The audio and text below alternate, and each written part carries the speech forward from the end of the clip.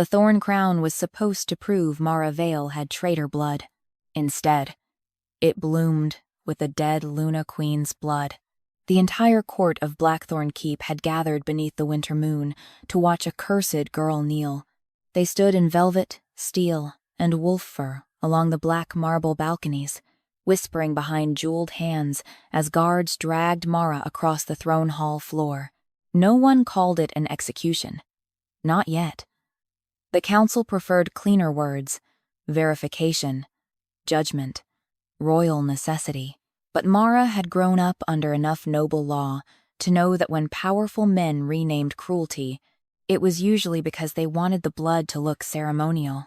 She was barefoot. That was deliberate.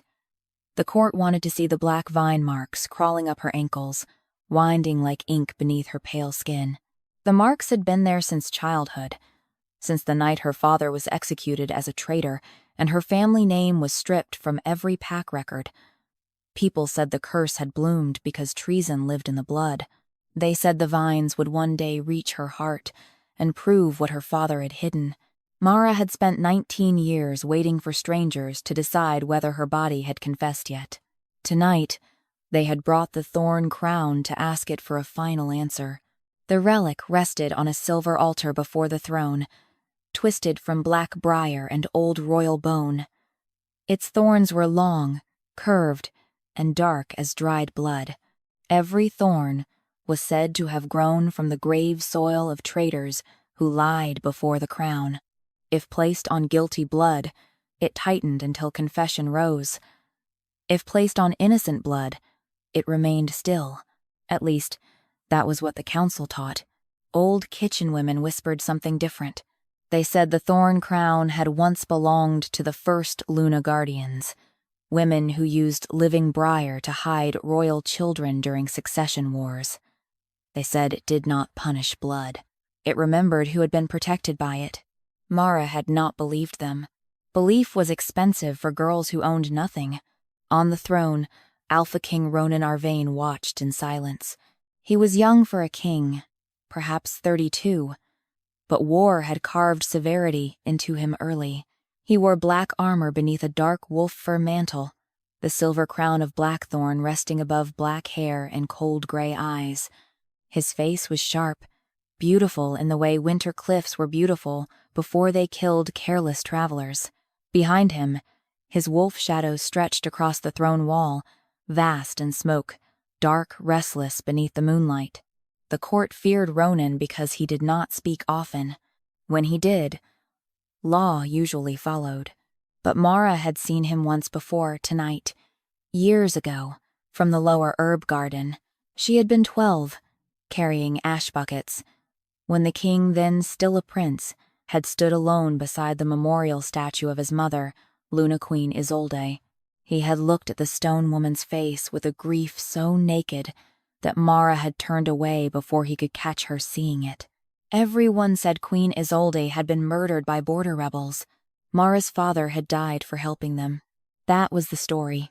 Counselor Davin Morholt stepped forward beside the altar, his black robes embroidered with thorn thread. He was narrow, silver-haired, and elegant, with hands that looked too clean for a man who ordered so many deaths. He lifted the thorn crown with ritual care. Mara Vale, he said, and the false surname cut sharper because Vale was what they gave to the discarded. Daughter of Corin Vale, executed for betraying Luna Queen Isolde to the rebels. Marked from birth with traitor's briar. Accused of concealing forbidden royal contamination in your blood. Mara's throat tightened. Forbidden royal contamination. A phrase invented by men who were afraid to say they did not know what lived beneath her skin.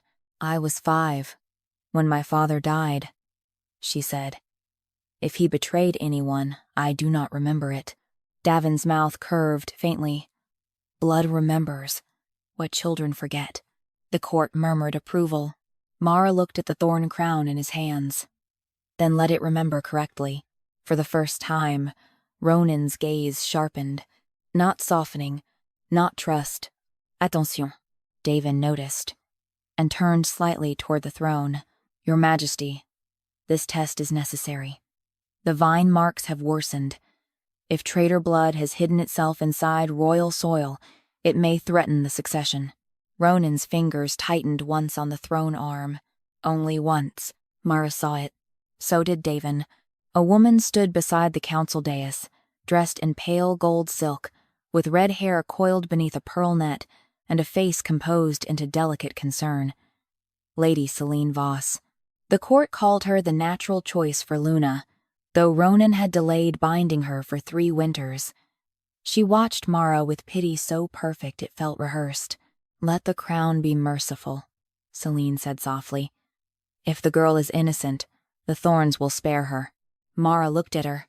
A dark smear stained the inside of Selene's white glove near the thumb, almost hidden by lace. Black-red. Briar sap. The same sap Mara had once found on a torn strip of cloth near Queen Isolde's sealed garden. Selene saw Mara notice. Her pity cooled.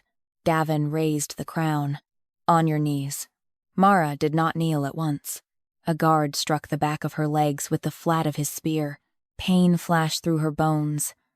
She dropped to the marble before the altar, but she did not bow her head. Her dark hair fell loose over one bruised cheek. The black vine marks on her ankles stirred beneath her skin, climbing toward her knees as if they sensed the relic near. The hall leaned forward. Ronan stood. Davin paused. "Your Majesty?" The king's eyes were fixed on Mara's bleeding knees. Something moved across his face too quickly to name. Guilt, perhaps. Or memory. "She is bound," he said. Davin lowered his gaze to Mara's wrists. Moon-silver chains circled them tightly, burning faint red where they touched her skin. "For safety," Davin said. "For spectacle," Ronan answered. The throne hall chilled. Mara stared up at him despite herself. The words did not save her, they did not free her, but they broke something in the air. For one breath, the court was forced to admit that her humiliation had been arranged, not required. Davin bowed. "Then let the relic decide without delay." Before Ronan could answer, Davin set the thorn crown on Mara's head. The first thorn pierced her skin. Mara bit back a cry. The second dug into her temple. The third curved against her brow. Pain opened bright and hot across her skull. But the crown did not tighten. It breathed. The black briars shuddered as if waking from a long winter. The court went silent. Mara tasted blood. Davin's smile faded.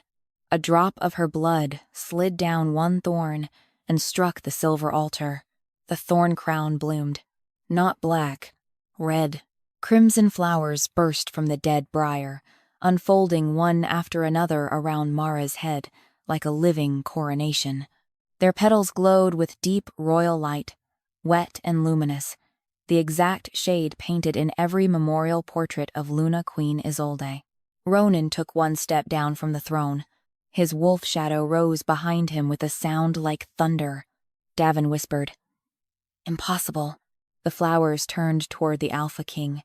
Then the dead queen's voice filled the hall. "Do not call her traitor's blood." Mara stopped breathing. Ronan froze. Every crimson blossom opened wider, and inside each petal shone a memory. Queen Isolde kneeling in a moonlit garden, blood on her hands, placing a tiny glowing seed beneath the skin of a crying little girl. Mara, 5 years old, terrified, alive. The queen whispered in the memory, "Hide my blood where the council will only see a curse." The court recoiled.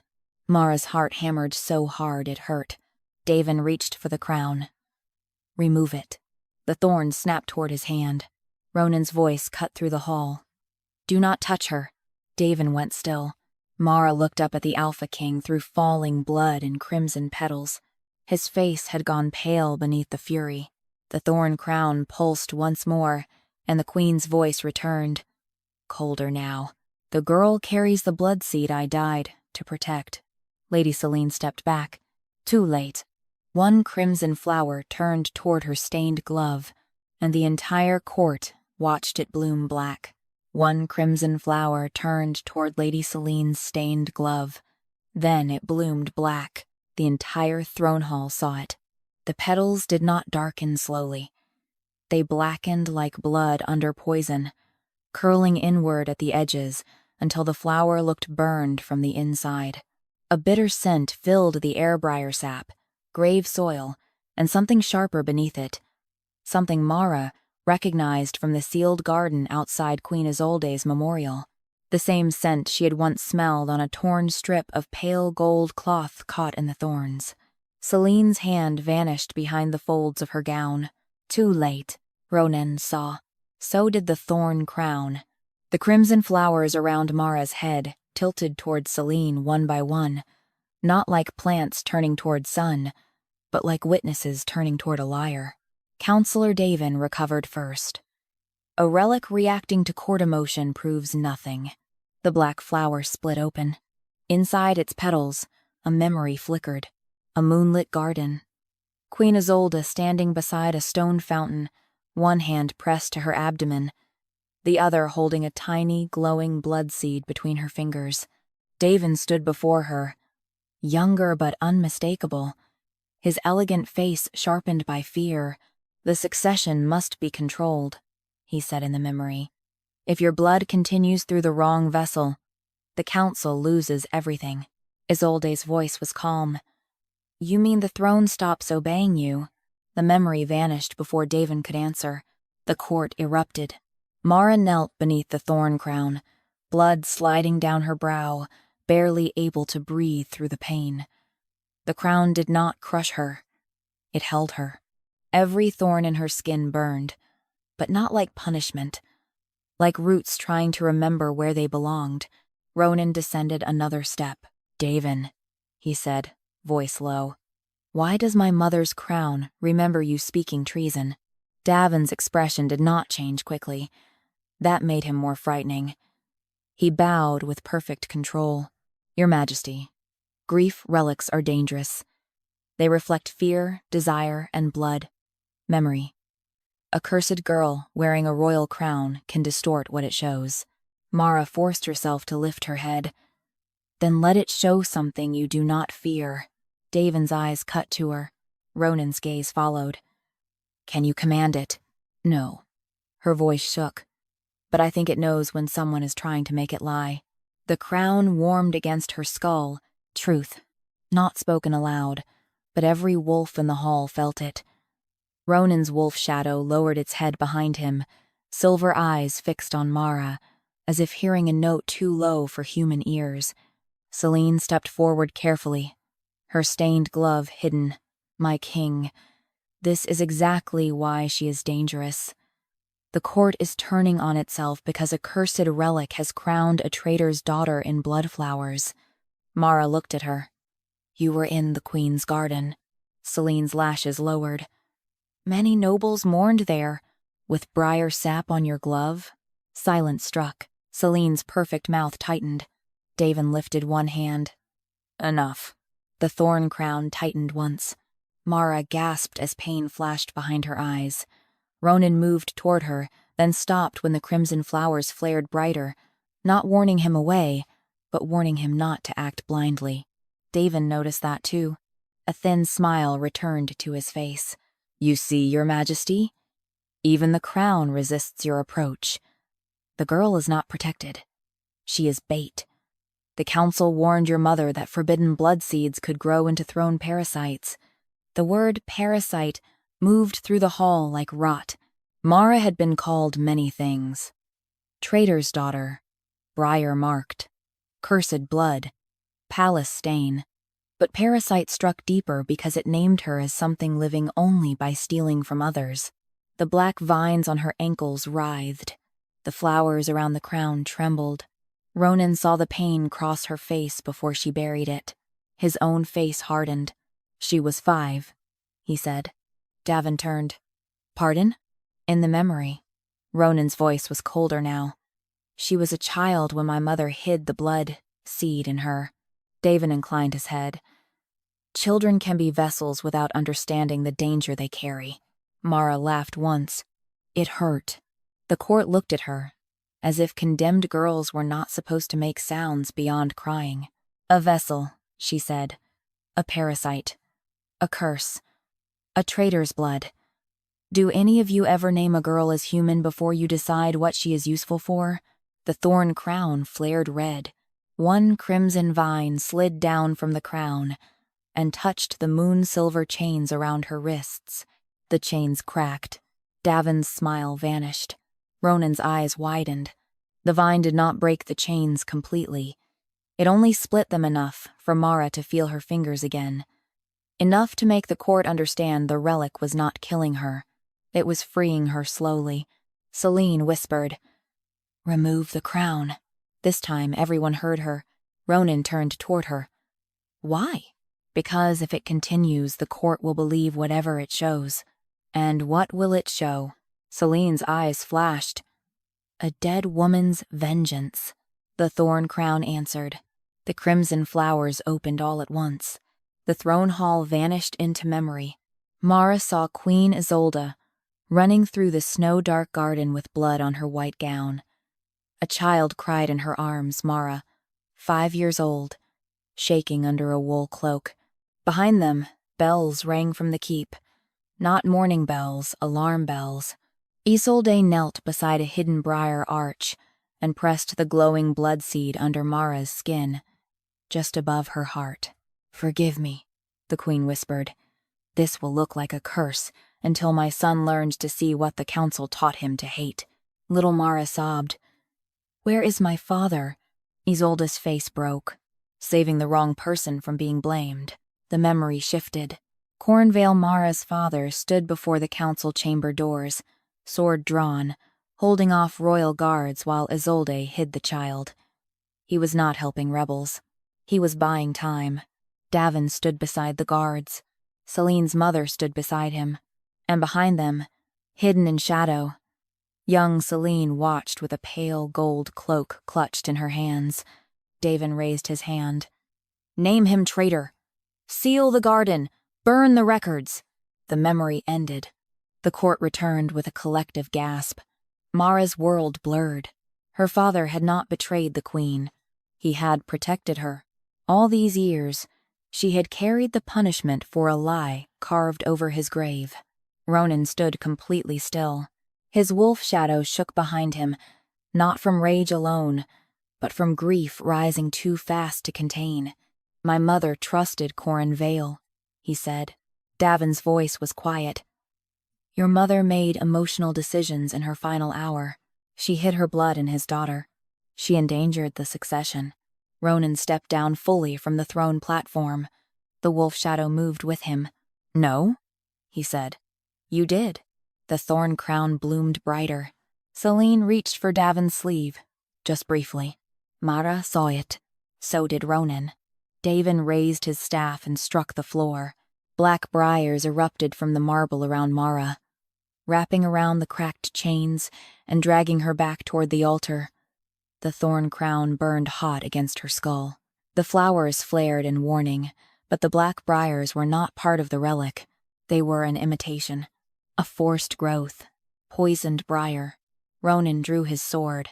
Davin's voice sharpened. "Your Majesty, if you cut those vines, you risk releasing whatever your mother hid inside her." Mara struggled as the briars tightened around her ribs. Pain stole the air from her lungs. "He is trying to bury the memory." Ronan's eyes met hers. For one breath, she saw the war inside him. Law against instinct. Council teaching against visible truth. His mother's death against the cursed girl kneeling in front of him. Then he stepped forward. The thorn crown's flowers turned toward him. Not warning. Waiting. Ronan lifted his blade and cut through the first black briar. The hall shook. Mara gasped as air returned to her chest. Davin went pale. Ronan cut another. Then another. Each severed vine spilled black sap across the marble, and each drop revealed a flash of hidden memory. Council hands burning succession records. Celine's family sealing the queen's garden. Davin placing a false confession beside Corin Vale's body. The nobles backed away. Ronan stopped before Mara, close enough that she could see fury and grief burning behind his gray eyes. He did not touch the crown. He did not touch her. "What do you need?" he asked. The question almost broke her more than the pain. Mara swallowed blood. The garden. Ronan's face hardened. My mother's sealed garden? The seed came from there. Her voice trembled. And so did the poison. Davin slammed his staff down again. The garden is forbidden by royal mourning law. Ronan did not look at him. Then mourning law opens tonight. The Thorn Crown released one chain from Mara's wrist. Only one. Enough for her to stand with help, if she chose it. Ronan offered his hand. Not command. Offer. Mara looked at it, then at him.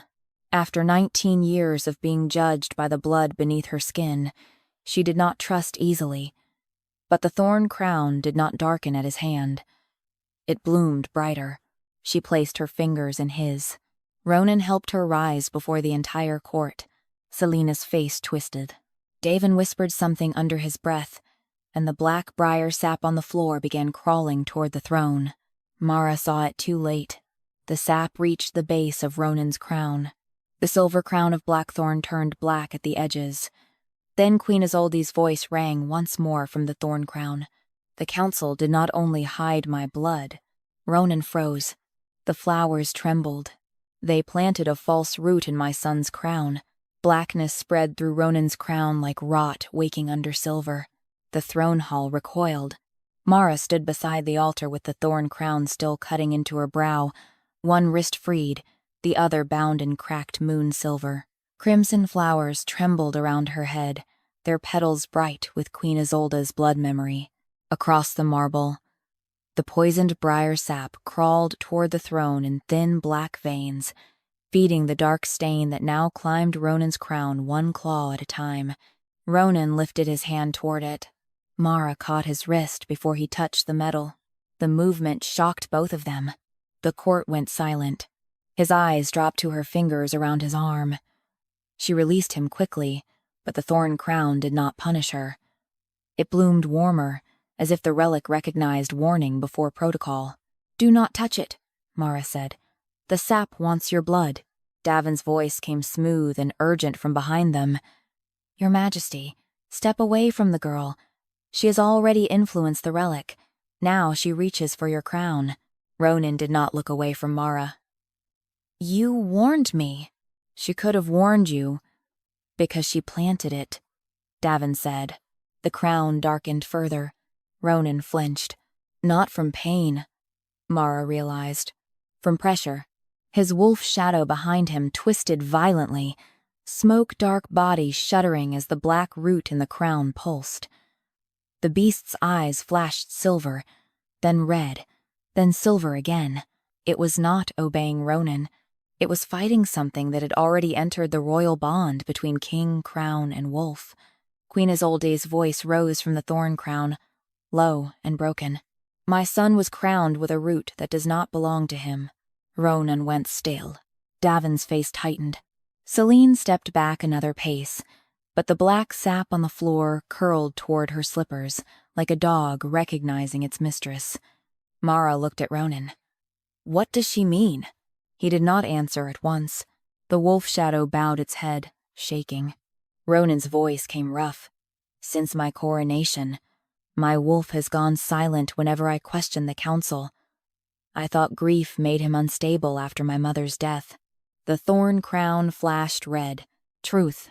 Mara's chest tightened. The crown was punishing him. No, Davin said sharply. The crown stabilizes royal instinct. Every alpha king wears restraint. Without it, grief becomes tyranny. Ronan slowly turned. Restraint? He asked. Davin lifted his chin. Your mother's death nearly destroyed you. The council placed binding rights in the crown to preserve the kingdom from a wolf ruled by vengeance. Mara felt the lie inside his careful wording. Not full lie. Worse. A truth bent until it could cut. Ronan had been grieving. His wolf had been dangerous. The council had used that wound as an excuse to place something in him that would keep him obedient whenever grief became suspicion. The thorn crown pulsed against Mara's skull. A memory opened. Ronan was younger in it, standing alone in the throne hall on coronation night, hollow-eyed, and pale with grief. Davin held the silver crown. Celine's mother stood nearby with a black briar root curled around her wrist like a bracelet. Young Celine watched from the side, expression unreadable. Davin placed the crown on Ronan's head. The black root slid beneath the silver metal. Ronan's wolf shadow roared once, then went silent. The memory vanished. Ronan staggered half a step. His hand went to his chest. Mara reached toward him, then stopped. He had not asked, but his wolf shadow looked at her. For one impossible moment, the beast's silver eyes held the same trapped agony she had seen in the Queen's memory. Not asking her to save him, asking her to see. Davin struck his staff against the marble. Enough. The girl's bloodseed is weaponizing grief. Memory. Your Majesty. Order the Thorn Crown removed. The crown tightened. Mara gasped, pain slicing across her brow. Ronan's fury sharpened instantly. Stop! Davin's eyes flicked to the blackened crown on Ronan's head. I am trying to protect you. No, Ronan said. You are trying to make me fear what my mother hid. Celine's voice cut in, softer, colder. And what if your mother was wrong? Ronan looked at her. Celine stepped down from the council dais, one pale glove stained now beyond hiding. Queen Isolde loved you. No one denies that. But love makes dying women foolish. She placed royal blood inside a traitor's daughter and left you vulnerable to a girl raised on resentment. Mara laughed once, though blood ran warm down her temple. I was raised on locked doors and kitchen scraps. Resentment would have been luxury. The court shifted. Celine's eyes narrowed. Ronan's expression changed, not soft, but struck. Mara saw the realization land in him. He had been told she was dangerous because she carried too much. He was beginning to understand she had survived on almost nothing. The Thorn Crown opened another flower. Inside it, little Mara slept curled under a kitchen table, while black vine marks glowed faintly on her ankles. An old cook covered her with a torn blanket. Outside, council guards searched the halls for traitor remnants. A crimson spark pulsed beneath the child's skin, hidden and alive. Then the memory showed Queen Isolde's voice, fading through the bloodseed. Grow quietly, little thorn. Live where they will not look for a queen. The hall inhaled as one. Mara felt the words strike her like a blade. Queen. Davin's face went white with anger. That is blood. Memory distortion. Ronan looked at Mara, not kneeling now, not condemned. Standing bloodied, beneath a crown that had bloomed for her while his own blackened above him.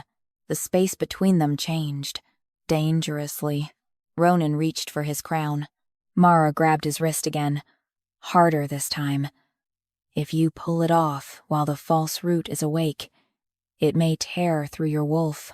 His gaze held hers. Then how do I remove it? The Thorn Crown answered before Mara could. Its crimson flowers bent toward the sealed garden doors beyond the throne hall. Queen Isolde's voice whispered through every petal. The true root remembers the false one. Davin's composure broke.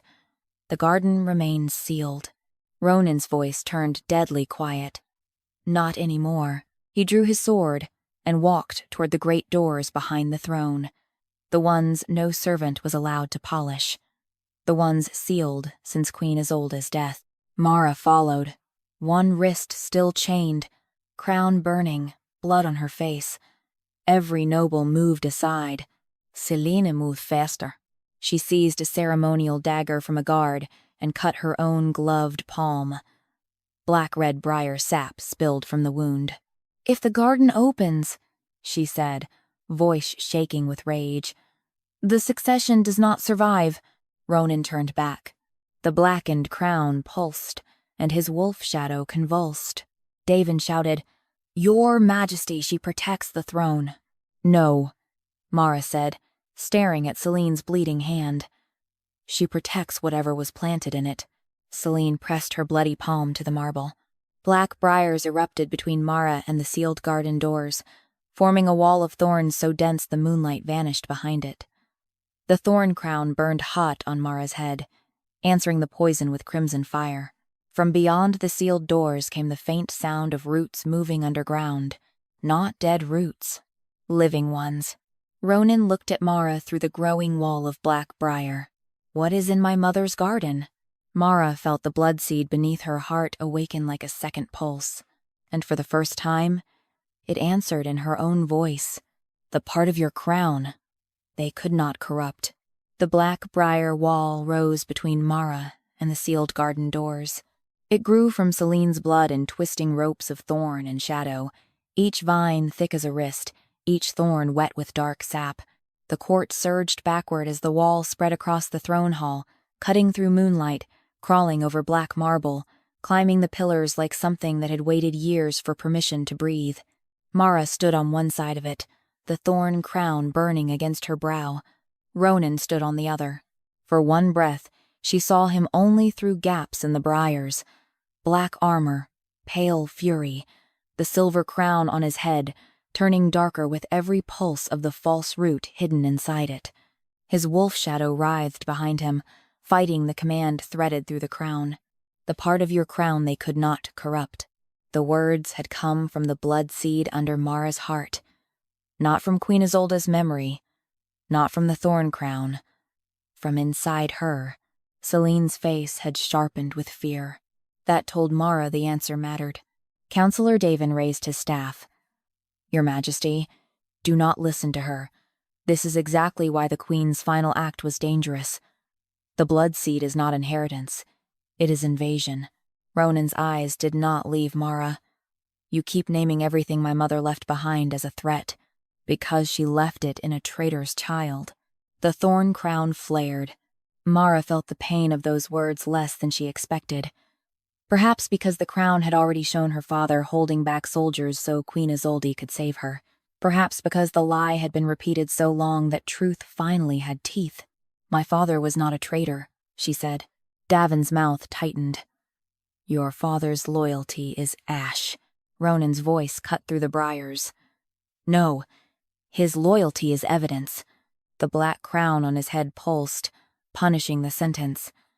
Ronan's jaw clenched, but he did not take it back. Mara reached toward the briar wall.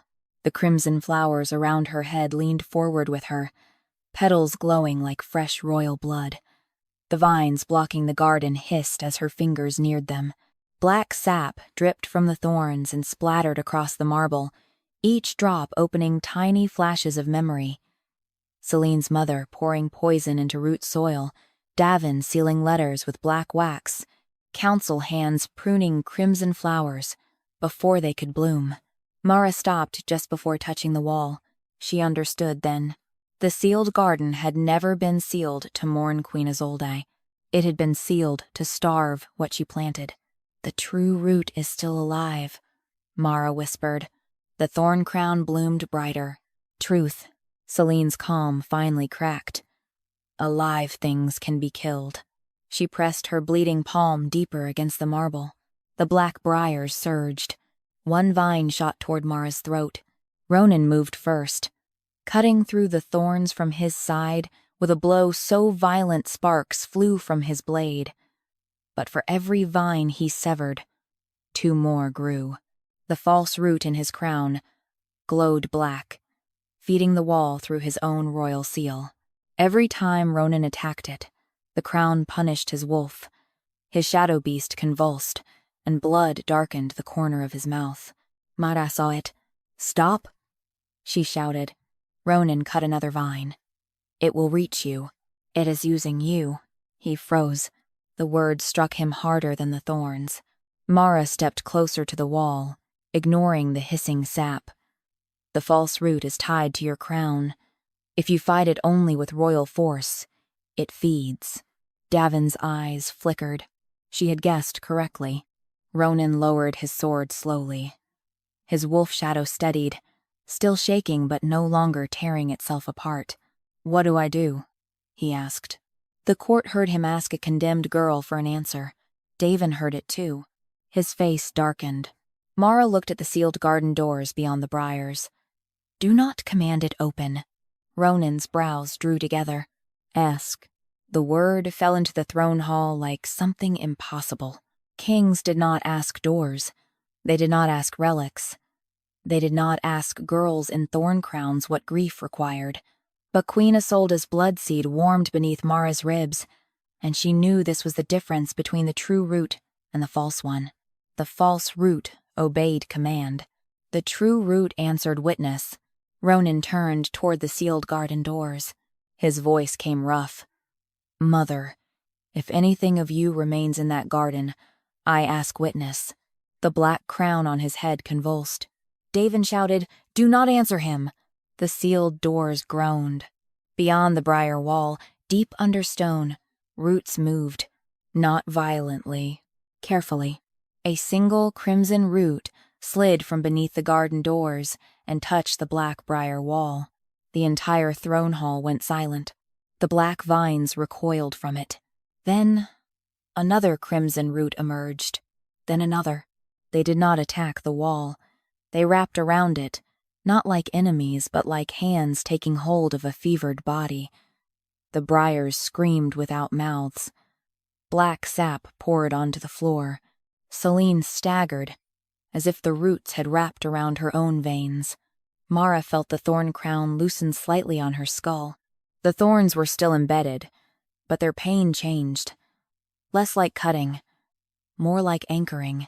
The crimson roots opened a narrow path through the black wall. Ronan looked at Mara through the gap.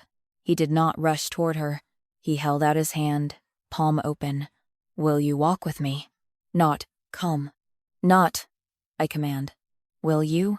Mara looked at the thorns, the court, Celine's hatred, Davin's fear, and the garden that had haunted the kingdom for 19 years. Then she stepped through the opening alone. Ronan walked beside her. The sealed garden doors opened without a key.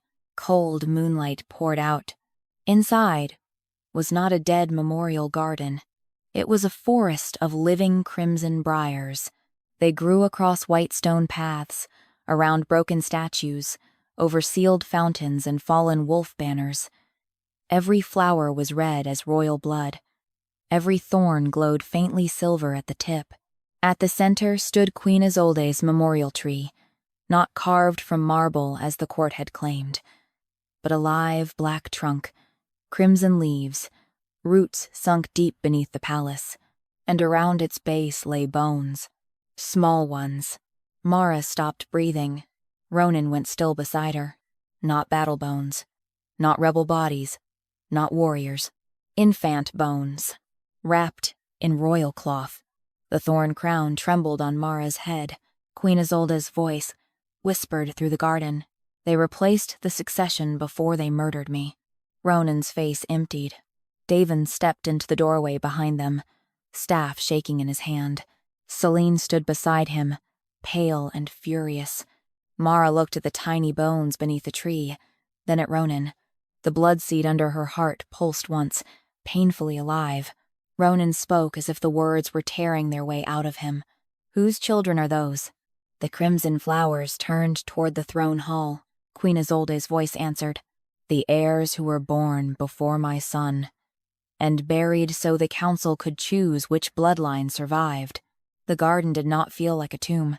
That was what made it unbearable. Moonlight softened the crimson leaves.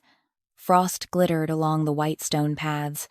Somewhere beneath the briars, water still moved through an old fountain, quiet and steady, as if the place had spent 19 years breathing under a sealed door, while the kingdom outside called it dead. But at the base of Queen Isolde's living memorial tree lay the bones of children wrapped in royal cloth, and no beauty in the garden could forgive that. Ronan stood beside Mara without moving. His face had gone so pale, it looked carved from the same winter stone beneath their feet. The blackened crown on his head pulsed once. Then again, as if the false root inside it were trying to close around his thoughts before grief could become suspicion. Mara saw his wolf shadow flicker behind him. It did not growl. It whimpered. The sound was low enough that only she seemed to hear it. Counselor Davin stepped into the garden doorway with his staff raised. "Your Majesty, do not let blood, memory, twist what you see." The queen's grief was unstable in her final days. She planted illusions. Ronan did not look at him. Those are bones. They may not be royal. The crimson flowers turned toward Davin. Mara felt the thorn crown tighten, not in punishment, but in fury.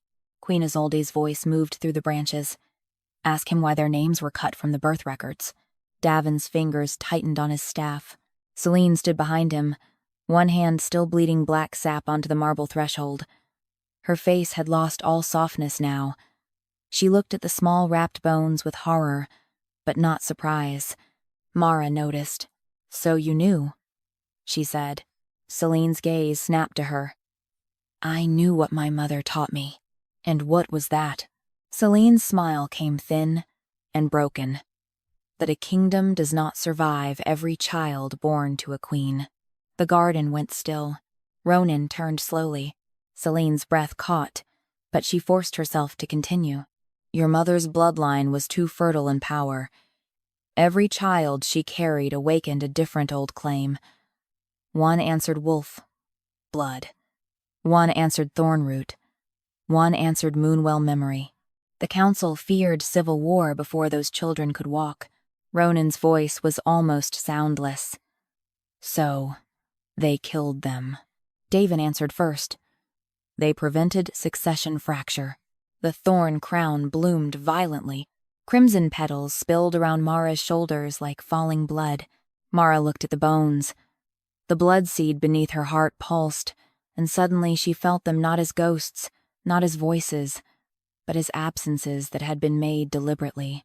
Tiny heartbeats the crown had hidden, tiny royal lives erased before anyone could fight for them. Ronan took one step toward the memorial tree. The black crown on his head flared. He dropped to one knee. Mara moved without thinking, stopping near him but not touching. Ronan. His hand pressed to the ground.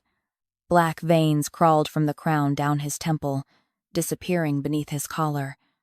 His wolf shadow twisted, caught between rage and command. Davin's voice sharpened. "This is why the restraint was necessary.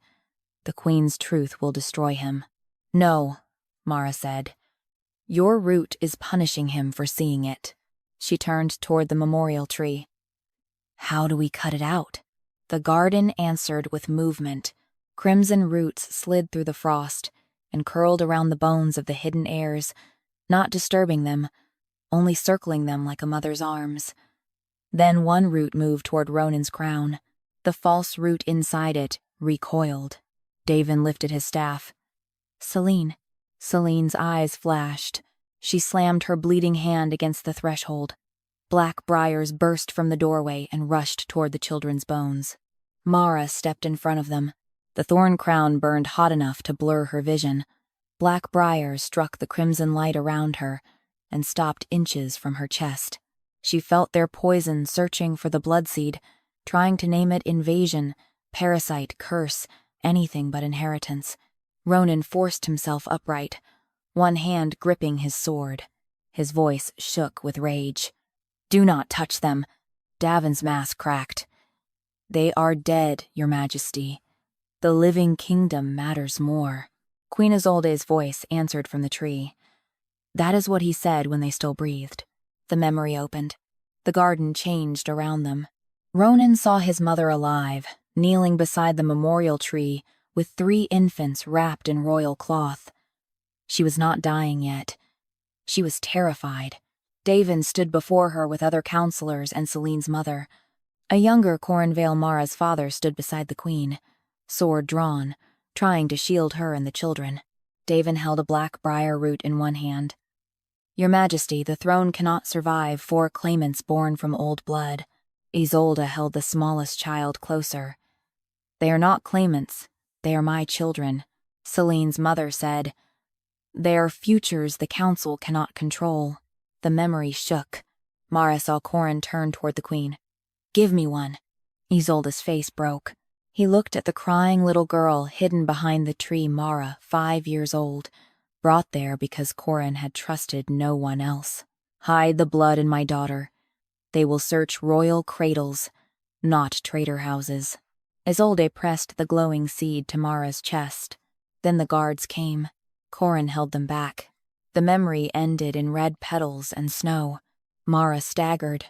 Ronan stood frozen, eyes wet but furious. My mother had more children. Davin said nothing. That silence condemned him. Mara touched the thorn crown. The blood seed is not only Isolde's blood. The crimson flowers opened toward the small bones. It is the succession they could not bury. Ronan looked at her then, and the dangerous, emotional shape of the truth settled between them. She was not merely a cursed girl carrying the dead queen's protection. She carried the living seed of the royal line that had been murdered. To make his reign controllable, that made her valuable.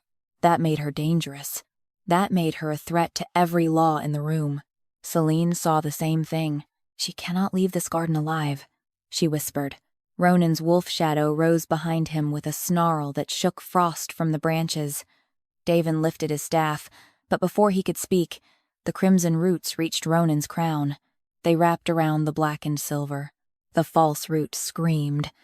Ronan fell to both knees. Mara reached for him this time. He caught her hand because he chose to, not because the court allowed it.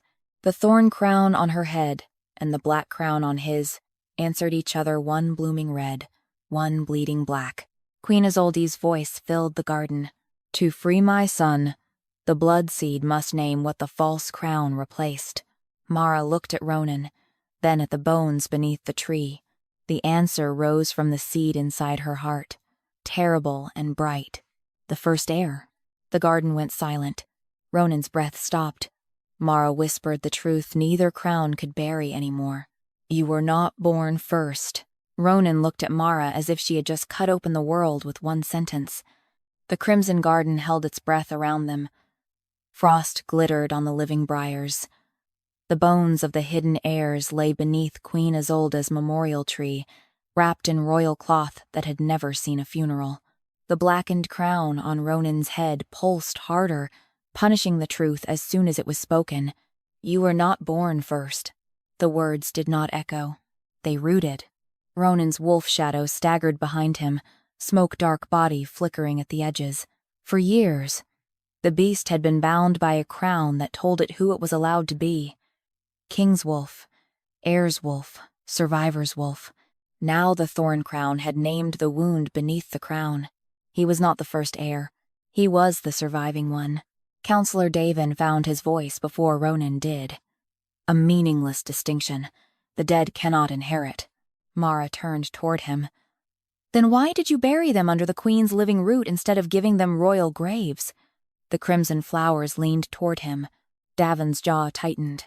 Celine stepped closer to the threshold, black sap still dripping from her cut palm. Because graves become banners, dead heirs become rebellions. Their names would have divided the kingdom. Ronan rose slowly. The false root inside his crown writhed, sending black veins down his temple. He looked less like a king now, and more like a man walking through pain because stopping would mean becoming what they made him. Their names, he said. Davin's expression hardened. Your Majesty, their names. The garden trembled. Queen Isolde's memorial tree opened 3 crimson flowers above the small bones. Inside the first bloom, a name appeared in gold. Aurelian. In the second, Ceressa. In the third, Marin. Mara felt the blood seed beneath her heartache at each name, as if the seed had carried them in silence for 19 years. Ronan's face broke. Only for a moment. Then he turned that fracture into fury. You killed my brothers and sister. Davin lifted his chin. We prevented succession war. You murdered children. We preserved the throne you sit on. Ronan's wolf shadow roared, and the false crown snapped black fire through his body. He dropped to one knee again, one hand gripping the frozen garden stone. Mara moved toward him, but he raised one shaking hand. Not to reject help, to ask for a breath. She stopped. That mattered too. Celine saw it, and smiled faintly, desperate enough now to weaponize anything. Look at him, Mara. The truth you carry is killing him. That is what the council always feared. Queen Isolde left a seed that would destroy her own son. Mara's throat tightened, because part of her feared it too. The blood seed had bloomed the Thorn Crown. It had revealed murdered heirs. It had awakened the true root. But every revelation struck Ronan like a blade. If freeing him meant breaking him, was that salvation or another kind of execution? The Thorn Crown warmed against her skull. Queen Isolde's voice came softly. Not to the court this time. To Mara. Do not let them make truth guilty for the wound it exposes. Mara closed her eyes. When she opened them, Ronan was looking at her. Through pain, through shame, through the black root trying to turn his grief into obedience. What does the seed need? He asked. Davin laughed bitterly. Listen to yourself. The Alpha King, asking a traitor's daughter what royal blood requires. Ronan did not look away from Mara. She has told fewer lies than my counsel. The crimson roots surged. Truth. Mara stepped closer to Ronan and to the memorial tree. The seed is not trying to replace you. The false crown hissed. She looked at the small bones. It is trying to name what was replaced. The garden answered by opening the earth beneath the memorial tree. Not a grave this time. A root chamber. At its center lay a silver cradle wrapped in black briar, empty except for one object, a tiny crown made of soft crimson root, small enough for an infant. Ronan stared at it. Mara understood. The first heir's crown. Davin moved suddenly. Staff raised toward the cradle. No. Ronan's wolf shadow slammed into him before Kale no. Ronan could move. Davin struck the ground, gasping, the staff rolling from his hand. The black crown punished Ronan instantly for attacking the counselor. He staggered, blood slipping from his nose. Celine seized the moment. She darted toward the root chamber, dagger in hand, aiming for the tiny crimson crown. Mara stepped between them.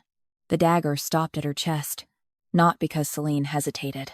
Because the thorn crown bloomed around Mara with a burst of crimson light, and a wall of living flowers opened between blade and heart.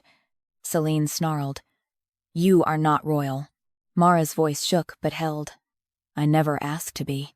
That is why you are dangerous. People will believe unwilling power before chosen rule. Mara looked at the tiny crown, then at Ronan fighting to stand beneath the blackened silver on his head. No, she said. What is dangerous is power that kills children and calls itself stability. The thorn crown loosened. One thorn withdrew from her skin, then another. Crimson blood slid down her temple, but the crown no longer fed on pain. It opened like a living wreath, lowering itself from her head into her hands. The court at the garden door gasped. Mara held the thorn crown before her. Queen Isolde's voice filled the garden again.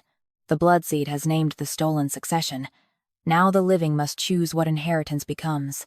Ronan looked at the crown in Mara's hands, then at the small crimson crown in the root chamber, then at the silver crown on his own head, blackened by false root. His voice came rough. If I am not first heir, what am I? The question held no pride, only devastation. Mara answered before the council could. You are the son who lived. The garden stilled. Ronan's eyes lifted to hers. And that should have been enough, she said. The false crown cracked. Not fully, but enough for Ronan's wolf shadow to raise its head without pain for the first time. Davin stared in horror. Mara stepped toward Ronan, holding the thorn crown. Your mother did not hide the seed to unmake you. She hid it so one day someone could prove your throne did not need dead children under it to be real. Ronan breathed once. Then he knelt. Not to Mara, not to the crown, to the 3 small names glowing beneath the memorial tree. Aurelian, Ceressa, Marin, he said, each name rough and reverent. My blood began with your silence. My reign will not continue it. The black crown split down one side. Celine screamed. If you renounce the first root law, every noble house will challenge you. Ronan reached for the silver crown. This time, Mara did not stop him. The false root had weakened. He pulled it from his head. Black veins tore from the metal like dying worms. His wolf shadow roared not in pain now, but release. Ronan threw the corrupted crown onto the frozen garden stones, where crimson roots wrapped around it and held it down. Davin pushed himself up, face twisted. You think removing it frees you? The council planted roots in more than one crown. The memorial tree shuddered. The garden paths split open, revealing black briar veins running from the palace into the city, toward noble houses, council chambers, wolf barracks, and the royal nursery tower. Mara's blood went cold. The false root was not only in Ronan's crown. It had spread through the kingdom's succession laws. Queen Isolde's voice whispered through the crimson leaves. Find the nursery where the living replacements were named. Selene went utterly still. Ronan turned toward her. What living replacements? Selene's smile returned, fragile and poisonous. The children your council chose when your mothers were buried. Ronan looked at Selene as if the garden had gone silent, only to hear her better. The children your council chose when your mothers were buried. The words hung between the crimson branches and the black veins beneath the palace paths. Mara felt the thorn crown pulse in her hands, no longer cutting her, no longer crowning her, but listening. Around the memorial tree, the names of the dead heirs glowed softly. Aurelian, Ceressa, Marin. 3 lives erased so the council could build a succession that obeyed. Ronan's wolf shadow stood free behind him now, but not calm. Its smoke-dark body bristled toward Selene, and its silver eyes burned with the kind of grief that had finally found an enemy large enough to bite. What living replacements? Ronan asked. Selene's smile trembled at the edges. You think the council would murder royal children and leave the throne empty? No. They were practical. Davin rose slowly near the garden door, blood at his mouth, one hand gripping his fallen staff. Your Majesty, this is a dangerous distortion of succession history. Ronan turned his head only slightly. Speak again, and I will let my wolf decide whether you are history or evidence. Davin went silent. Mara looked toward the black briar veins running beneath the garden stones. They stretched toward the nursery tower, thin and dark, pulsing like roots feeding from hidden cradles. The blood seed beneath her heart recoiled from them. They replaced heirs with chosen blood, she whispered. The memorial tree answered with a low creak. Truth. Selene's face hardened. Chosen blood is how kingdoms survive. A natural heir can be weak, mad, cursed, disobedient. A shaped Mara stared at her. You are talking about children as if they were grafted branches. Selene's eyes flashed. Because that is what succession is. Ronan's voice dropped. Was I shaped? The question broke something in the garden. Even Selene looked away. That was answer enough. Ronan stepped toward her, and the false root veins beneath the stone recoiled from his shadow. What did you put in me? Davin answered before Selene could. Discipline, stability, restraint, the qualities your mother's bloodline lacked when grief and old magic made her reckless. Mara felt the thorn crown flare hot in her hands. You mean obedience? Davin's mouth tightened. Ronan looked toward the nursery tower visible beyond the broken garden wall, its windows dark beneath the moon. We go there. Selene laughed softly. You will not like what remembers you there. No, Ronan said, but I am finished being ruled by what I cannot remember. They left the sealed garden through a path opened by crimson roots. The court followed at a distance now, no longer hungry for spectacle. Fear had changed flavor. They had come to watch a cursed girl proven guilty. Now they were watching a king walk toward the machinery that had made his crown. Mara walked beside Ronan, the thorn crown held carefully in both hands. Her freed wrist ached. The other still carried half-broken moon-silver chain, a reminder that the court had not forgiven her. It had only lost control of the story. As they crossed the inner courtyard toward the nursery tower, Ronan glanced at her. The crown is heavy. Mara almost said she was fine, then decided she was tired of making pain polite. Yes. He held out one hand. May I carry it for a while? The thorn crown bloomed once in warning. Ronan stopped. Mara shook her head. It does not trust you yet. His mouth tightened, but he nodded. Neither should you. The answer unsettled her more than any defense would have. At the nursery tower, the doors were sealed with black briar wax. Above them, carved wolves watched over sleeping infants who had never truly slept there. Ronan raised his sword, but Mara stepped forward before he struck. Ask, she said softly. He closed his eyes once. Then he placed his palm against the door. If I was shaped here, let me remember without command. The briar wax cracked. Inside, the nursery smelled of dust, old milk and dead flowers. Cradles lined the circular chamber, each carved from pale wood and marked with a noble house sigil. At the center stood one black cradle, wrapped in thorn root. Above it hung silver name charms, dozens of them. Swaying though no wind entered, Mara stepped closer. One charm bore Ronan's name, not alone. Beside it hung others.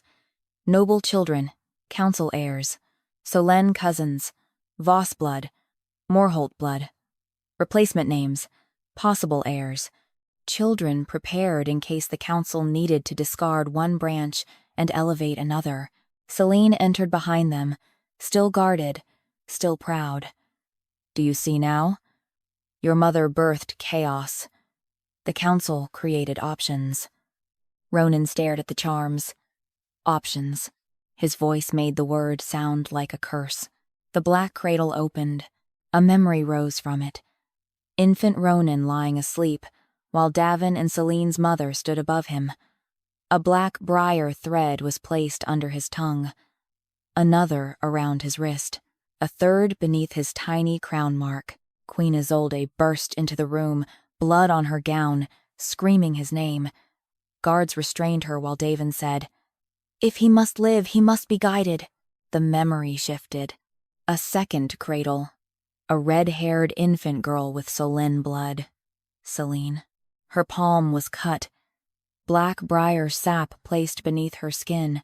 Selene flinched in the present. Mara turned to her. You were shaped too.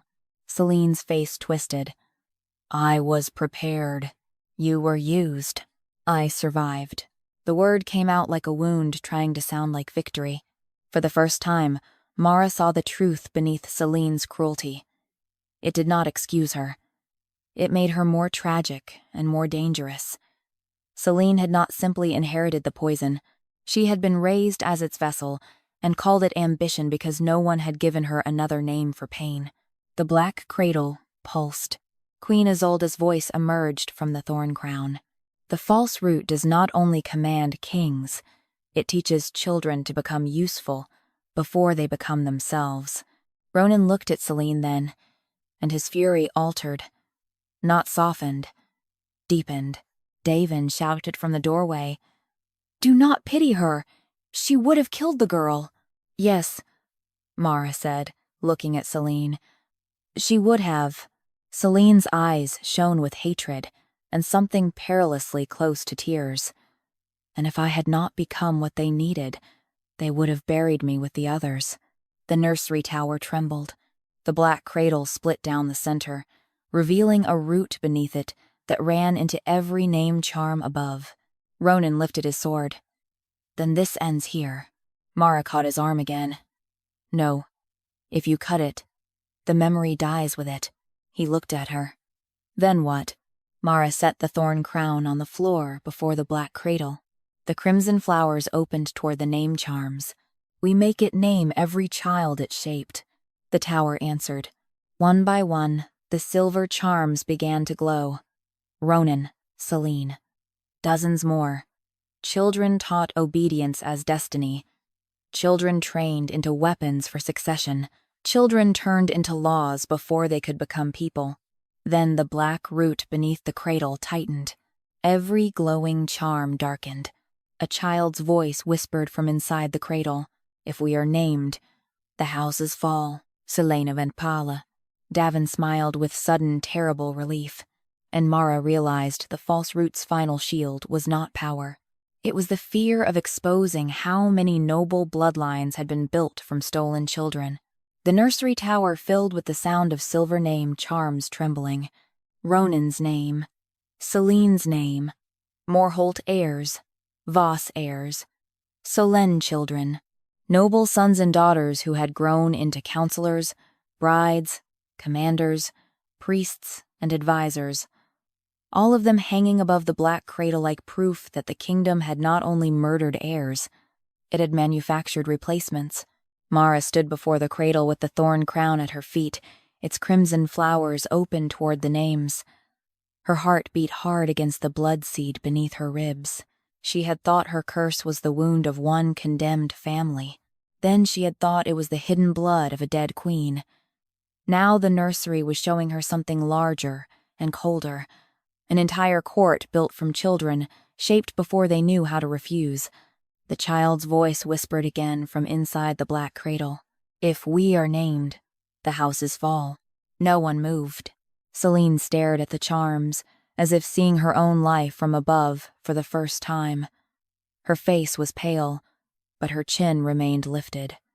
Pride had been carved too deeply into her to vanish in one night. Davin smiled from the doorway, blood on his mouth.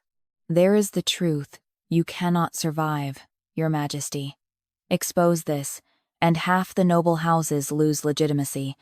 Commanders will question heirs. Marriage contracts collapse. Council seats become fraud. Your throne becomes the center of a civil war. Ronan looked at the charms. His wolf shadow stood behind him, no longer bound by the crown, but restless with the old instinct to protect the kingdom from fracture. That was the poison of Davin's argument. It was not entirely false. Truth would cost something. The council had hidden its crimes beneath so many lives that exposing the root would wound even those who had been shaped by it. Mara understood that better than anyone. She looked at Celine. You were one of them. Celine's mouth tightened. I was chosen. You were cut. The words landed. The black briar beneath the cradle pulsed once. Angry. Mara stepped closer to Celine. They taught you to call the wound preparation. They taught you to call fear discipline. They taught you to become useful before you became yourself. Celine's eyes flashed. Do not dress me in your pity. It is not pity. Then what is it? Mara looked at the thorn crown glowing at her feet. Recognition. For one breath, Celine looked younger. Not innocent. Never innocent. But younger. As if the child in the memory had looked up through the woman she became and almost spoken. Then Davin's voice cut in. Recognition does not change what she did, nor what you carry. The blood seed in you is still a threat to every shaped line in this room. Ronan turned toward him. You keep speaking as if shaped children chose their chains. They grew into power. They grew around wounds you made. Davin lifted his staff, though his hand shook. And some wounds make rulers. The thorn crown's flowers blackened at the edges. Lee. Mara looked down. The crown was reacting not to Davin alone, but to the cradle. The false root beneath it was trying to corrupt the blooming relic, trying to turn the blood seed's witness into another accusation. The child's voice whispered a third time. If we are named, we become crimes. Mara finally understood. The voice was not one child. It was all of them. Every shaped heir, every replacement, every noble child whose bloodline had been edited by council hands. They were terrified that exposure would not free them, but condemn them. Mara knelt before the cradle. Ronan moved instinctively, then stopped himself. Mara? She touched the floor beside the thorn crown, not the black root. I will not name children as crimes. The trembling charms slowed. Davin's eyes narrowed. Mara lifted her voice. I name the hands that cut them. I name the law that shaped them. I name the houses that profited from them. But I will not turn wounded children into evidence against their own existence. The nursery answered with a low silver hum. Truth. Celine's face changed, as if the room had struck her. Ronan looked at Mara with something fierce and shaken in his eyes. Then how do we expose the root? Mara reached for the thorn crown. This time, when she lifted it, it did not cut her. The briars rested in her palms like living memory. We separate the wound from the wounded. The crown's crimson flowers opened. Light rose from them and touched the first name charm. Ronan. A memory unfolded. Infant Ronan receiving black briar thread beneath his tongue. Not guilty, not chosen by ambition, but taken by hands too afraid to let a child grow without control. The light moved to Celine's charm. Another memory. A little girl crying while her mother told her beauty was armor, obedience was survival, and softness was what women died from. Celine looked away, but she had seen. One by one, the crown touched each charm, showing not crimes committed by infants, but crimes committed upon them. The root beneath the cradle writhed. Davin shouted and lunged toward the thorn crown. Ronan's wolf shadow blocked him. This time, no false crown punished the king. Davin stopped short before the beast's bared teeth. Ronan stepped beside Mara. The houses will answer for what they did after they learned. Mara nodded. And the children who became weapons will answer for the wounds they chose to pass on. Her gaza moved to Celine. Selena held it. For once, she had no polished answer. The black root beneath the cradle split. A scream rose from the nursery walls, not human, not beast, but the sound of old law losing its hiding place. The name charms fell all at once, raining silver onto the floor. None shattered, none blackened. They lay around the thorn crown like names returned to themselves. The child's voice whispered one final time. Then we are not the lie. Mara's throat tightened. No. The black cradle cracked open. Inside lay the first root record, a scroll wrapped in infant cloth and sealed with 3 marks. Morholt, Selene, and the old royal council seal. Davin went white. Ronan picked it up. The moment his fingers touched it, the nursery doors flew open behind them. Nobles, wardens, servants, and guards crowded the corridor, drawn by the tower's light. They saw the fallen name charms. They saw Celine trembling. They saw Davin's face. Ronan unrolled the record. His eyes moved across the first lines. Then he looked at Davin. This is not succession law, he said. Mara stood, thorn crown in hand. Ronan's voice hardened. It is a breeding ledger. The room erupted. Celine closed her eyes. Davin lifted his chin. But fear had finally reached him. The record continued glowing in Ronan's hands, revealing names of royal infants buried, noble infants altered, children assigned to houses, bloodlines grafted, inheritances rewritten, marriages arranged to preserve the council's chosen roots. Mara felt the blood seed inside her burn. Queen Isolde's voice rose from the thorn crown. The blood seed was never meant to crown one survivor. The crimson flowers turned toward the entire nursery. It was meant to end the garden that grows kings from graves.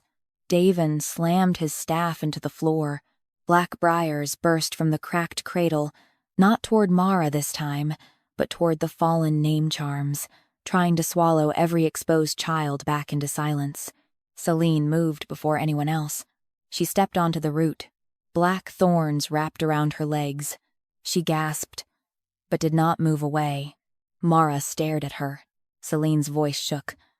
I will not be buried twice. The thorn crown blazed crimson.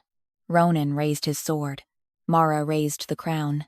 Together, they struck the root. The nursery exploded in red and silver light, and far below Blackthorn Keep, every sealed royal cradle began to open. The explosion of red and silver light tore through the nursery tower and plunged down into the roots of Blackthorn Keep. For one breath, no one could see. Mara felt the thorn crown burning in her hands, not with pain, but with living force. Ronan's sword remained crossed with it, the blade wrapped in crimson vines that did not try to claim him. Celine stood beside the cracked cradle, with black thorns still around her legs, breathing hard, eyes wide with the terror of a woman who had finally stepped against the thing that raised her. Then the light cleared. The black cradle was split in two. Beneath it, the false root had been severed, not destroyed everywhere. Not yet, but wounded deeply enough that the palace began to remember what it had buried. From below came the sound of opening locks, one after another. Stone, silver, bone, cradle wood. Ronan turned toward the corridor. Where are they opening? Mara did not need to ask what he meant. She could feel them. Every sealed royal cradle beneath the keep. Every hidden nursery. Every chamber where bloodlines had been grafted. Named, erased, or assigned. The blood seed inside her heart answered each one like distant bells ringing under earth. Below the old nursery crypts, she whispered, and under the council wing. Davin's face had gone ashen. That told her enough. Ronan lifted the glowing breeding ledger. You kept more records. Davin's voice came thin. A kingdom cannot survive without records. No, Ronan said, but monsters often keep them neatly. The cord in the doorway recoiled from the words. Davin's mask finally broke. You think you can expose all of this and still have a throne by dawn. Every noble family will accuse another. Every heir will question his blood. Every marriage pact becomes rot. Your army fractures. Your council collapses. The pacts will tear each other apart over names that should have stayed buried. Mara looked at the fallen silver charms scattered across the floor. Names that should have stayed buried. That was always how powerful men spoke of stolen lives, as if silence were mercy to the dead instead of comfort to the guilty. Ronan looked at Mara. Can the Thorn Crown open only what can be witnessed? The question mattered. A few hours earlier, he might have commanded the records open to prove his fury. Now he understood that truth thrown like fire could still burn the innocent if no one held it with care. Mara closed her fingers around the living briar. It can separate the wound from the wounded, but someone has to stand for the children who were shaped, not only the children who were buried. Her gaze moved to Selene. The room followed it. Celine's face tightened. She still stood with black thorns around her legs, but the poison no longer looked powerful on her. It looked like a cage. No, she said. Mara did not soften. You said you would not be buried twice. Celine's throat moved. For a moment, hatred flashed in her eyes again, familiar and easier than fear. Then she looked at the fallen charm with her own name on it. I was shaped, she said, voice low. I was taught. I was used. The thorn crown glowed faintly. Truth. Then its flowers dimmed. Not enough. Celine looked at Mara, and for the first time, there was no performance left in her face. And I chose to pass it on. The black thorns around her legs cracked. Ronan's wolf shadow lowered its head, watching her, as if deciding whether confession could ever stand near justice without disguising itself as absolution. Mara said, Then stand as witness. Not victim, not excuse. Witness. Celine's laugh broke halfway out. You would let me help expose the house that made me? No, Mara said. I would make you. The thorn crown flared. Even Ronan looked at her then. Mara felt the difference inside herself. This was not cruelty. It was not revenge.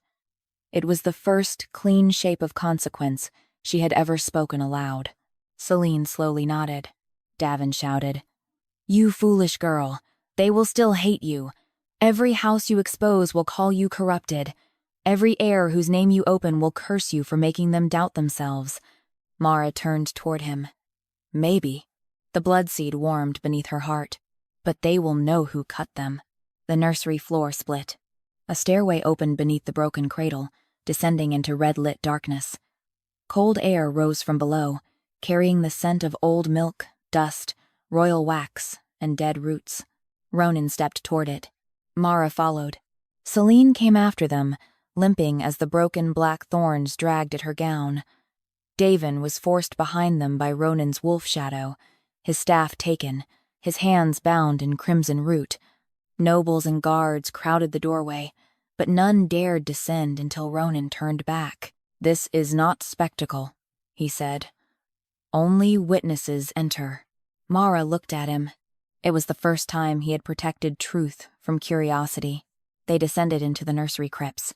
The chamber below was vast, lined with sealed cradles arranged in circles around a dry fountain. Some cradles were royal silver, some were plain wood, some were marked with noble crests. Others had no names at all. Every cradle had opened. Inside them were not bodies, records, hair ribbons, bloodcloth, tiny wolf-bone charms, birth seals, torn pages from royal ledgers, names cut from one family and stitched into another. Mara walked past them with a thorn crown held before her like a lantern. Each crimson flower opened over a cradle and showed one truth: a child buried, a child moved, a child shaped, a child renamed, a child trained to inherit a lie. Some records named murder, some named theft, some named fear, some named parents who had surrendered children willingly to gain power. Others named mothers who had fought until their blood dried on cradlewood. Ronan stopped before one silver cradle, his own. Inside lay a strip of black briar thread and a page written in Queen Isolde's hand. Mara saw his face change. He lifted the page carefully. "My son, if you live long enough to read this, know that your life was never the crime. The crime was the grave they built around it." Ronan closed his eyes. Mara stood beside him in silence. Then another cradle opened at the center of the room. This one was wrapped in crimson root instead of black. The thorn crown pulled toward it. Mara approached slowly. Inside lay no record, only a living seed, red as a heart, glowing beneath glass made from frozen blood. Queen Isolde's voice filled the crypt. "The seed in Mara is not the last." Davin began to struggle against his bindings. "No." That chamber was sealed. Celine stared at the glowing seed. "What is it?" Mara already knew. The blood inside her chest answered it with a pulse so strong she nearly fell. Ronan caught her arm only after she reached toward him. Queen Isolde's voice whispered again. "One seed to witness what was stolen. One seed to restore what survives." The glass cracked. The second seed woke. And from every opened cradle in the crypt, the stolen names began to speak. The nursery crypt filled with voices. Not screams. Names. They rose softly at first, like children whispering from behind closed doors. Then stronger, clearer, until the chamber trembled with every stolen identity the council had hidden beneath Blackthorn Keep. The opened cradles glowed in circles around Mara, Ronan, Celine, and the bound Counselor Davin. Hair ribbons lifted into the air. Wolfbone charms spun slowly. Torn birth records unfolded by themselves, repairing names that had been cut apart and stitched into false houses. Mara stood before the crimson root cradle as the second blood seed pulsed beneath frozen blood glass. The seed inside her own heart answered it. One seed to witness what was stolen. One seed to restore what survives.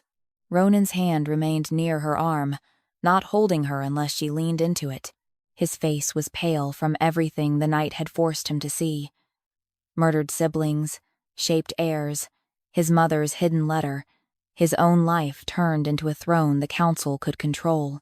Yet he did not look away from the speaking names. Celine stood several steps behind them, trembling. The nursery tower had stripped away every graceful mask she had worn in court. She was still guilty. Still dangerous. Still the woman who had tried to destroy Mara. But now she was also one of the shaped children, and the truth did not ask Mara to choose between punishment and pity. It demanded both witness and consequence. Davin strained against the crimson roots binding his wrists. "You cannot let that seed open. It will not restore order. It will create claimants." Ronan turned toward him. "You still think children are claims?" Davin's face hardened. "Because thrones are not held by sentiment." "No," Mara said, looking at the glowing seed. They have been held by graves, the cradles answered. Truth. The frozen blood glass cracked again. Inside the second seed, light gathered into the shape of a tiny heartbeat. Mara felt it pulling, not at her body, but at every hidden record in the crypt. The first seed in her had carried witness. The truth of Queen Isolde's blood, the buried heirs, the false root, the crown's corruption. The second seed carried restoration, but restoration was not simple. It could not bring dead children back. It could not make stolen years return. It could only decide what would happen to the surviving names. Queen Isolde's voice moved through the crypt, like wind through crimson leaves. Do not crown the dead by burying the living. Mara understood. If they used the second seed to restore succession exactly as it had been, the kingdom would drown in blood claims. If they buried it, the council's lie survived. The answer had to be different from revenge, and different from silence. She looked at Ronan. The second seed is not meant to replace you. His eyes held hers. What is it meant to restore? The right of bloodlines to exist without being turned into weapons. The seed flared. Truth. Davin laughed harshly. Pretty words. Meaningless before armies. Celine spoke before Mara could. No, she said, voice thin but steady. That is why they will matter. Everyone turned to her. Celine's eyes were wet, though she looked furious about it. The houses obeyed the false root because it promised them controlled inheritance. Remove that promise without a new law, and they will tear each other apart. Keep the promise, and everything remains poison. Ronan's gaze sharpened. Then speak plainly. Celine swallowed. Open the names under witness, but do not transfer power by blood alone. Every shaped line must be declared wounded, not invalid. Every buried line must be restored to record, not used as a blade against surviving children. And every house that knowingly profited after learning the truth must stand trial. Davin stared at her as if she had betrayed the entire world. Mara looked at Celine carefully. And the Solens? Celine lifted her chin, though her voice almost broke. First, the Thorn Crown bloomed in Mara's hands. Truth. Ronan studied Celine for a long moment. You will testify. Celine laughed once, bitter and afraid. I assumed I would hang. You may, Ronan said, but not before the truth you carry is used to cut the root that made you. Celine looked away first. Mara turned back to the second seed. The blood glass had split enough for warmth to spill through. She placed the thorn crown beside it, and its crimson flowers lowered toward the glow. Ronan stepped to her side and laid his broken silver crown on the floor opposite it. The corrupted black root trapped inside the crown writhed weakly, trying to crawl toward the seed. Ronan looked at Mara. What does it need from me? Not blood, Mara said. Not sacrifice. She had learned that from every hidden cradle, every buried heir, every child turned into law. It needs you to refuse ownership. Ronan's expression changed. That, perhaps, cost more than blood. He turned toward the open cradles, the nobles waiting above, the kingdom beyond the stone, and the mother whose voice still lived in the roots. I refuse to own the blood my council stole, he said. I refuse to claim the dead as proof of my right. I refuse to use Mara's blood seed, my mother's memory, or my siblings' graves to strengthen a throne built from their silence. The silver crown cracked. Black root spilled out like smoke and died on the crypt floor. The second seed brightened. Mara lifted it from the shattered glass. It did not burn her. It settled into her palm like a living star. For a terrible moment, she felt what she could do with it. She could make the cradles name new heirs. She could place herself above the court as the living vessel of Queen Isolde's truth. She could make every noble who had spat at her kneel beneath the bloodline they tried to erase. The temptation was not power. It was repair made easy. Then she remembered sleeping under kitchen tables, being called parasite, being dragged barefoot before a relic that cut her open before it crowned her. She remembered Celine's child memory, Ronan's shaped grief, and the tiny bones beneath the memorial tree. No child should ever again become a tool for someone else's order. Mara closed her hand around the seed. I refuse to become the new root. The crypt shook. The second seed dissolved into red light that flowed not into Mara, not into Ronan, not into any single cradle, but into the records themselves. Birth names repaired. False grafts revealed. Buried heirs restored to history. Shaped children marked not as frauds, but as witnesses of council crime. The old succession law cracked open from the nursery crypt to the throne hall above. Queen Isolde's voice rose one final time. Then my blood is free. The thorn crown lifted from the floor by itself. It drifted to Mara's head, but did not settle there. Instead, it hovered before her, crimson flowers open, thorns harmless, waiting. Ronan bowed his head to it, then to the opened cradles, then, finally, to Mara, not as a king granting mercy, as a man acknowledging the woman his court had tried to turn into a curse. By dawn, Blackthorn Keep had changed, not peacefully, not completely. The council wing was sealed under guard. David Morholt was taken alive to stand trial with the breeding ledger, the nursery records, and the black root rights opened under witness. Celine Solène was bound separately, not spared, not forgiven, but required to testify against every house that had used shaped children and buried heirs for power. The sealed garden remained open. The tiny bones beneath Queen Isolde's memorial tree were lifted with royal honor, named as Aurelian, Ceressa, and Marin, and carried beneath red flowers, while Ronan walked behind them without a crown. Mara stood in the throne hall where she had been forced to kneel the night before. This time, no chains circled her wrists. The thorn crown rested on the silver altar before her, blooming softly, no longer an execution relic, no longer a test for traitor blood, a living witness. The court gathered in frightened silence. Ronan stood below the throne, not on it. His wolf shadow rested behind him, no longer silent under false root.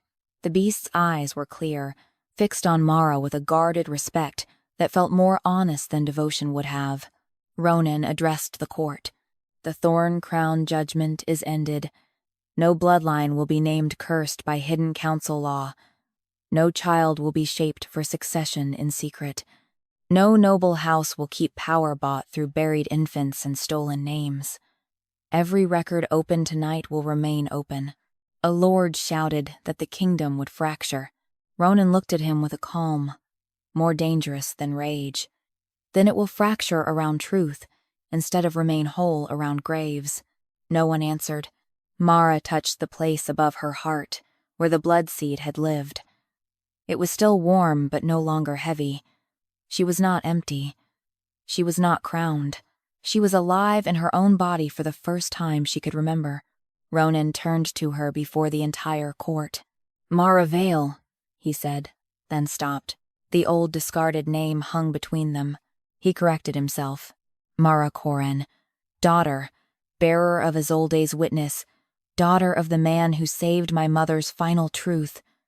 My crown owes your father restoration. My reign owes your bloodline repair, and I owe you the patience not to turn gratitude into another chain. Mara's throat tightened. What will you do now? He asked quietly.